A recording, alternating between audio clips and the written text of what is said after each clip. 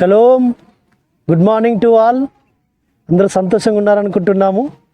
అనుదిన కృపలో భాగంగా ఈరోజు పరిశుద్ధ గ్రంథంలో నుంచి 1 పేతురు 5వ అధ్యాయము 4వ వచనము.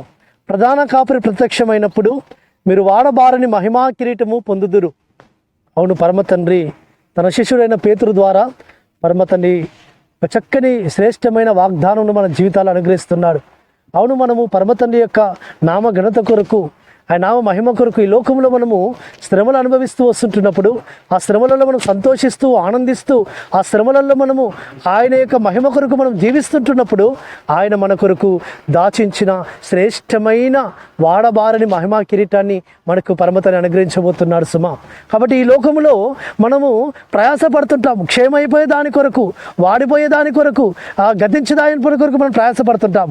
కానీ పరమతండ్రి యొక్క నీతి రాజ్య స్థాపన కొరకు మనం ప్రయాసపడితే ఆ ప్రయాసమును పరమతండ్రి గుర్తెరుగుతాడు.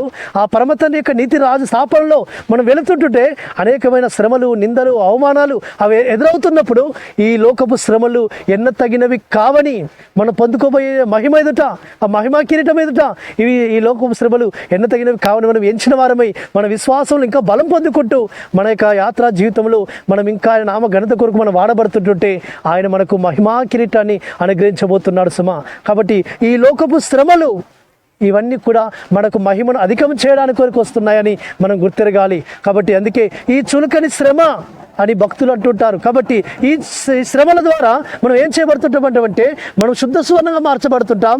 ఆయన చేతిలో ఒక ఆభరణముగా, ఒక పాత్రగా, ఒక ఆయుధంగా వాడబడడానికి కొరకు మనము సిద్ధపరచబడుతున్నామని మనం గుర్తెరగాలి. కాబట్టి అందుకే భక్తులందరూ కూడా శ్రమలలో వారు ఏమవుతున్నారంటే ధైర్యాన్ని పొందుకొని, విశ్వాసంలో వారు ఇంకా బలం పొందుకొని వారి యొక్క జీవితము ఆయన మహిమ కొరకు జీవిస్తూ వస్తుంటున్నారు. కాబట్టి మనము కూడా ఆ వాడబారని మహిమా కిరీటము పొందుకోవడానికి కొరకు ఈ లోకపు శ్రమలు ఎన్నతగినవి కావని ఎంచిన వారమై ఆ పరమతండ్రి నీతి కొరకు, ఆయన ధర్మం కొరకు, ఆయన నామ ఘనత కొరకు మనం ఈ లోకంలో మన జీవితాలను మనం సమర్పించుకుందాం.